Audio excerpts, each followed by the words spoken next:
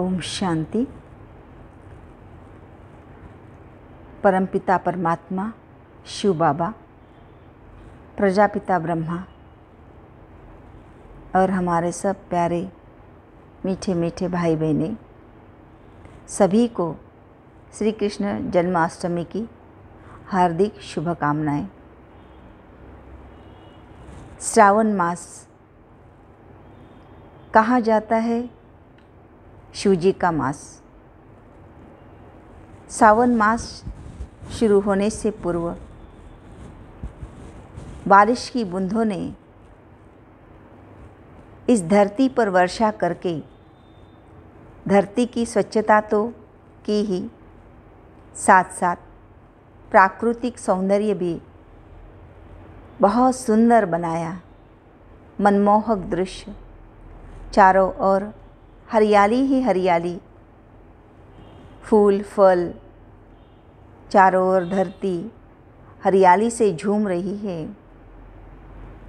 और श्रावण मास शुरू हो जाता है, शिव जी का मास, जहाँ हर घर घर में उपवास, व्रत वैकल्य, पूजा पाठ, यज्ञ, चारों ओर हर घर में सात्विक भोजन, केसर इलायची युक्त सुगंधित, और एक तरफ घर में भी बहुत ही शांति, स्नेह, पवित्र शुद्धता का वातावरण। और वही वातावरण हम महसूस करते हैं। कितना न सुखद वातावरण, आनंददायी, मंगलदायी वातावरण। और ऐसे में ही हमारी मन की तार जुड़ जाती है श्री कृष्ण के जन्म की तरफ। देखो कैसी लीला इस धरती पर हो रही है। श्री कृष्ण जो संपूर्ण देवता इस धरा पर प्रैक्टिकल में नहीं परंतु स्थूल रूप में भी उसकी हम अष्टमी मनाते हैं, फिर भी इस वातावरण में कैसे पवित्रता, शुद्धता ऑटोमेटिकली आ जाती है। क्योंकि ये पवित्र आत्मा की जन्म अष्टमी हम मनाते हैं तो पूरे प्रकृति सहित घर में वातावरण पवित्र बना देता है। कैसी ये लीला है। सूल में नहीं आता, ये सूल में आता है तो भी हम इतनी पवित्रता, शुद्धता धारण करते हैं। तो विचार करो, जब प्रैक्टिकल इस धरा पर उस महान आत्मा का अवतरण होगा तो इस घर में, इस धरतियों में कितना न परिवर्तन आता होगा। क्योंकि ये 100% पवित्र आत्मा है। इसका आगमन ऐसे होता है। श्री कृष्ण कहाँ जाए तो हमारे सामने छोटा सा, नन्हा सा, मोर मुकुटधारी, जिसको माखन छोर कहा जाता है, मुरली वाला कहा जाता है, ऐसा नटखट बालक हमारे सामने हर्षित मुख वाला मनमोहक आता है। ऐसे श्री कृष्ण जिनकी पूजा इस धरा पर 4 स्टेजेस में होती है। आज दुनिया में इतने संत आत्मा, महात्माएं होकर गए हैं। ऐसे कितने लोग होकर गए जिन्होंने अपने अपने देश के लिए क्या नहीं किया होगा। देशवासियों के लिए वो भगवान भी है। लेकिन हमारे श्री कृष्ण की जो पूजा 4 स्टेजेस में किया है, वैसा पूजन, गायन, वर्णन और किसी का भी नहीं होता।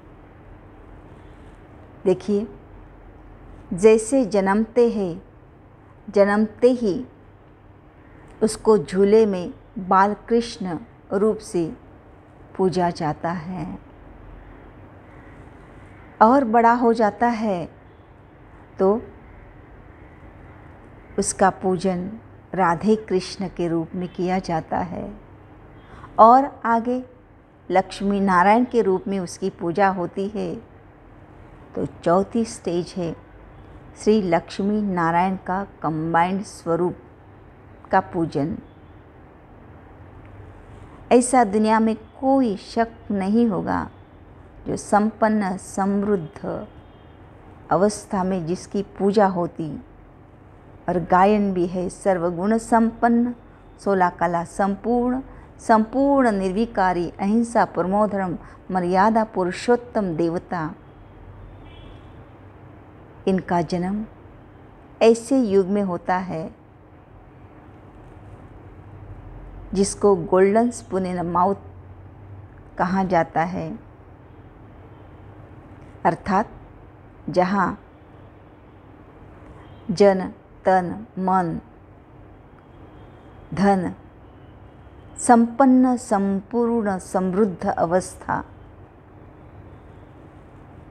जहाँ दूध घी की नदियाँ बहती है, जहाँ शेर बकरी एक ही घाट पर पानी पीते हैं, कोई भी प्रकार का वैमनस्य नहीं, जहाँ सनातन धर्म जो एक धर्म, एक भाषा, एक कुल, एक मत, एक राज्य, फिर ऐसे युग में कंस, पूतना ऐसे आसुर कैसे हो सकते हैं, जहाँ फल फूल धन धान्य से भरपूरता, कहा जाता है दूध घी की नदियाँ, इतना समृद्धता, तो वहाँ चोरी चकारी कैसी हो सकती है। जो देवताएं जिसका गायन है अहिंसा परमो धर्म, मर्यादा पुरुषोत्तम, संपूर्ण पवित्रता, आज ही अगर हम मंदिर में जाते हैं तो मंदिर के मूर्तियों के सामने हमें उस पवित्रता की भासना आ जाती है।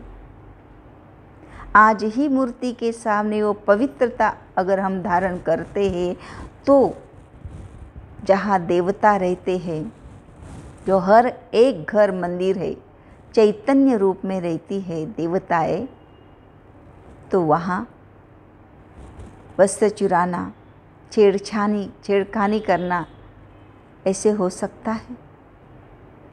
नहीं। वो स्वर्ग, उस स्वर्ग में जो देवताएं श्री कृष्ण के साथ रहती है, और आज भी वृंदावन मथुरा में उस श्री कृष्ण के श्रेष्ठ कर्मों का दीदार करने के लिए लोग तरसते हैं। मथुरा वृंदावन में श्री कृष्ण के श्रेष्ठ कार्य की पूजा, हर कर्म की पूजा आज हो रही है। सुबह उठने से लेकर रात सोने तक हर श्रेष्ठ कर्म का पूजन होता है। दीदार करने के लिए लोग तरसते हैं। अभी श्री कृष्ण का उठने का समय है, अभी श्री कृष्ण का दातून करने का समय है, अभी श्री कृष्ण जी का दूध पीने का समय है, अभी श्री कृष्ण का खेलने का समय है, अभी भोजन का समय है, आराम का समय है। ये हम सुनते हैं वृंदावन मथुरा में। उनके हर एक श्रेष्ठ कर्म की पूजा होती है।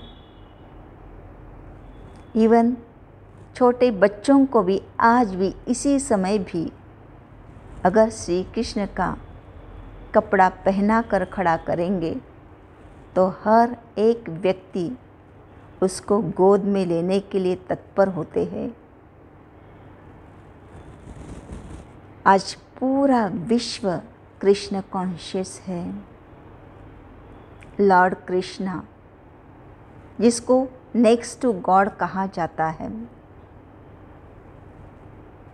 श्री कृष्ण जो भगवान समान व्यक्तित्व, कोई साधारण नहीं है।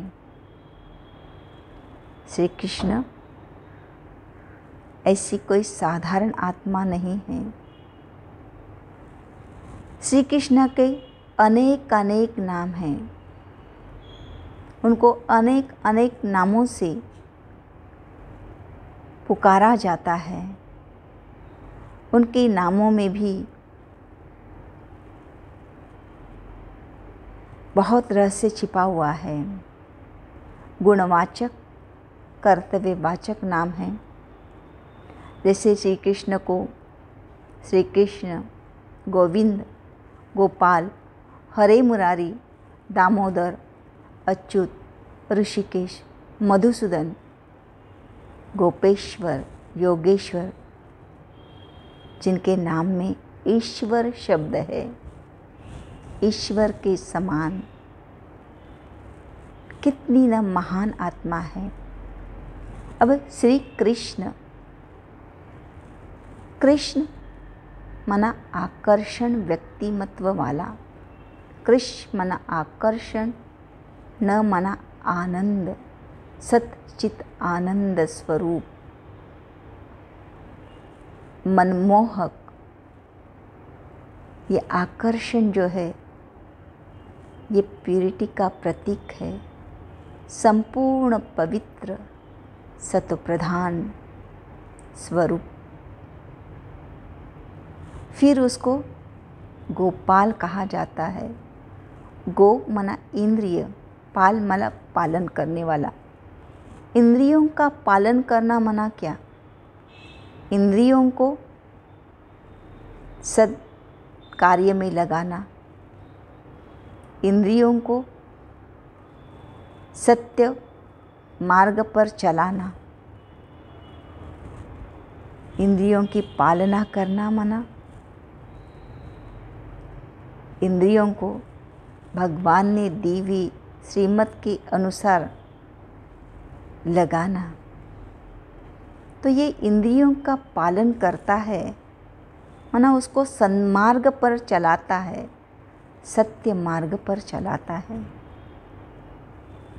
दामोदर, दाम ये शब्द संस्कृत, उसको दोर कहा जाता है, जो श्री कृष्ण को यशोदा मैया जिस दोर से ओखड़ी में बांधना चाहती थी, लेकिन हर समय 2 अंगुली की दूरी रहती थी,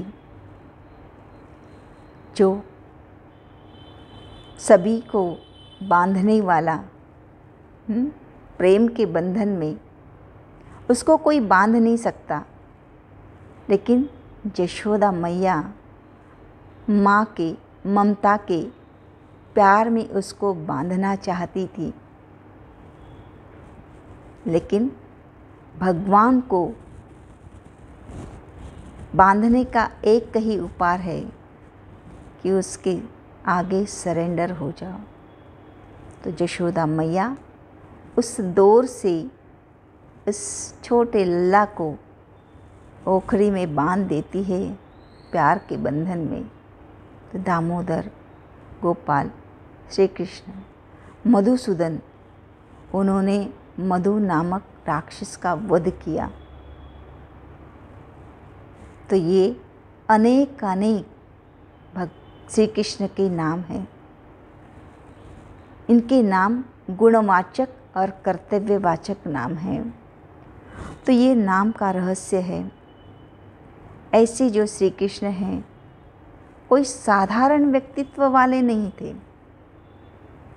उनका जन्म दिखाते हैं इस पीपल के पत्ते पर, समुंदर के बीचों बीच पीपल के पत्ते पर अंगूठा चूसता हुआ आया।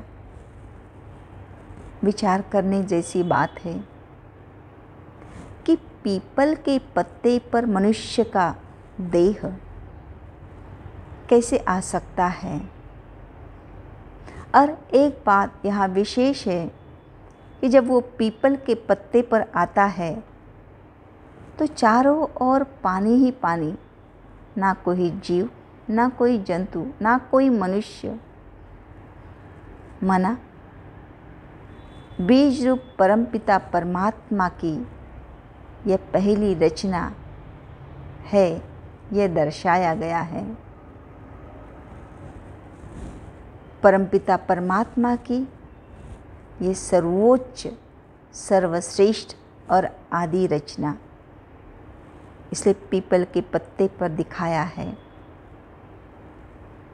श्री कृष्ण जन्मता हुआ और ये श्री कृष्ण को ये भी दिखाते हैं उसका जो रोल है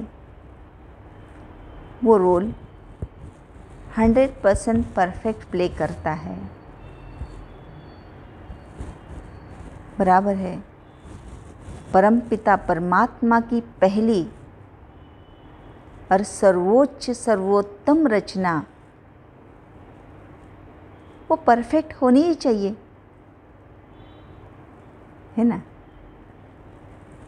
पर श्री कृष्ण को दिखाते हैं कोई भी रूप में, भले वो शासक के रूप में हो, प्रशासक के रूप में हो, 100% परफेक्ट।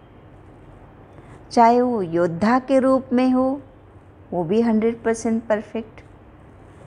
चाहे वो राजनीतिक के रूप में हो, चाहे वो अपने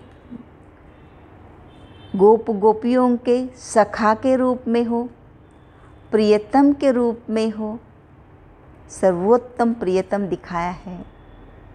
इवन गाइड हो या तो बच्चा हो तो बच्चे के रूप में भी परफेक्ट, तो वालों के साथ सखा बनने में भी परफेक्ट। हर बात में श्री कृष्ण को परफेक्ट दिखाया है, उसका हर रोल परफेक्ट है। तो हम भी ऐसे परफेक्ट बनना चाहते हैं ना। हर एक चाहता है कि मैं जो रोल प्ले करूं वो 100% परफेक्ट होना चाहिए। आजकल हमें बहुत सारे रोल प्ले करने पड़ते हैं। इससे पहले हम इतने रोल नहीं प्ले करते थे। आज हर एक चाहता है मैं बिजनेसमैन, एक परफेक्ट बिजनेसमैन बन जाऊं। मैं पॉलिटिशियन के इसमें भी मैं परफेक्ट पॉलिटिकल रोल प्ले करूं। सामाजिक फैमिली हेड बन करके भी मैं परफेक्ट रोल प्ले करूं। हर एक चाहता है अगर मैं माँ बनूं तो परफेक्ट माँ बनूं, अगर मैं बच्चा बनूं तो परफेक्ट बच्चा बनूं, अगर मैं पत्नी बनूं तो परफेक्ट पत्नी बनूं, अगर मैं बिजनेस वूमन बनूं या बिजनेसमैन बनूं तो भी परफेक्ट बिजनेसमैन बनूं। हर एक चाहता है और प्रयत्न भी करते हैं, मेहनत भी लेते हैं। लेकिन कहीं ना कहीं अगर हम उस रोल को परफेक्ट नहीं निभा पा रहे हैं तो हताश, निराश हो जाते हैं। ऐसा लगता है कि कहीं ना कहीं गड़बड़ी है अंदर, फिर डिस्टर्बेंस आ जाता है। मेहनत तो करते हैं लेकिन नहीं होता है। और आज यहाँ इस दुनिया में हमें परफेक्ट बनाने के लिए है नहीं, क्योंकि यहाँ आज कोई भी परफेक्ट है नहीं जो हमें परफेक्ट बनावे। तो परमपिता परमात्मा इस समय आकर हमें कहते हैं कि आपको जो रोल प्ले कर रहे हैं उस रोल को परफेक्ट बनाने में मेहनत करने की ज़रूरत नहीं है। वो हमें समझ दे रहे हैं कि आज जो आप रोल को परफेक्ट बनाने में मेहनत करते हो, उससे अगर मुक्त होना चाहते हो तो आपको पहले अपने आप को, स्व को, माना आत्मा को परफेक्ट बनाने की आवश्यकता है। श्री कृष्ण ने रोल को परफेक्ट बनाने के लिए मेहनत नहीं ली। श्री कृष्ण ने पहले सोल को ठीक किया, सोल को परफेक्ट बनाया। तो परमात्मा यह हमें स्मृति दिला रहे हैं कि श्री कृष्ण के अंदर जो शक्तियाँ, जो गुण, जो क्वालिटीज़ है वह आपके भी अंदर है। बस उसको सिर्फ आप अंतर्मुखी होकर देखो कि मेरे अंदर ये सारा भरा पड़ा है। भगवान हमें ये स्मृति दिला रहे हैं कि आप आत्माओं के अंदर ये सब कुछ भरा पड़ा हुआ है। सिर्फ आपको क्या करना है, जैसे उस मूर्तिकार की एक कथा है वो याद आती है। उस मूर्तिकार को पूछा कि आपने ये मूर्ति कैसी बनाई, तो उसने बहुत सुंदर जवाब दिया, मूर्ति तो पहले ही इसमें थी, मैंने सिर्फ जो अनवांटेड है, वेस्ट है, उसको निकाल दिया, बस मूर्ति बन गई। वैसे ही परमपिता परमात्मा कहते हैं, इस देह अभिमान रूपी मिट्टी के अंदर आपने जो कुछ व्यर्थ, वेस्ट, नेगेटिव, अनवांटेड भरा पड़ा है उसको निकाल दो। इसी के ही कारण आपकी ये दुर्गति हो गई है। तो बस हमें भगवान स्मृति दिलाते हैं कि आप श्री कृष्ण जैसा बन सकते हो। बस देरी है कि इन सभी बातों को निकाल दो। इसलिए कहावत है, मनुष्य से देवता किए करत न लागी वार। मनुष्य से देवता बनने के लिए टाइम नहीं लगता है, बस सिर्फ थोड़ी सी समझ चाहिए कि इस देह अभिमान रूपी मट्टी में मैंने मेरी ये दुर्दशा, दुर्गति कर दी है, तो मेरे अंदर की अनवांटेड, वेस्टेड जो है वो पूरी तरह से मुझे निकाल देना है। तो ये जो लीला है, ये लीला श्री कृष्ण के समान बनाने की लीला स्वयं परमपिता परमात्मा अभी इस सृष्टि पर करा रहा है। जिस परमात्मा का गायन है, मनुष्य सृष्टि रूपी वृक्ष का बीज, इस सृष्टि का रचयिता, ऑलमाइटी अथॉरिटी, अकाल मूरत, अजन्मा, अकर्ता, अभोक्ता, अयोनि, सर्वशक्तिमान, गुणों का भंडार, ज्ञान का सागर, शांति का सागर, आनंद का सागर, सुख का सागर, प्रेम का सागर, हर बातों का सागर और श्री कृष्ण की महिमा है। मनुष्य सृष्टि का परमपिता परमात्मा जो बीज है, इस परमात्मा की सर्वोत्तम सर्वश्रेष्ठ रचना, सतयुग का पहला प्रिंस, सर्वगुण संपन्न, 16 कला संपूर्ण, संपूर्ण निर्विकारी, अहिंसा परमो धर्म, मर्यादा पुरुषोत्तम देवता। तो परमपिता परमात्मा शिव हर बातों का सागर और श्री कृष्ण स्वरूप, दोनों में अंतर है। परमात्मा इस मनुष्य सृष्टि का बीज रूप रचयिता और रचना श्री कृष्ण।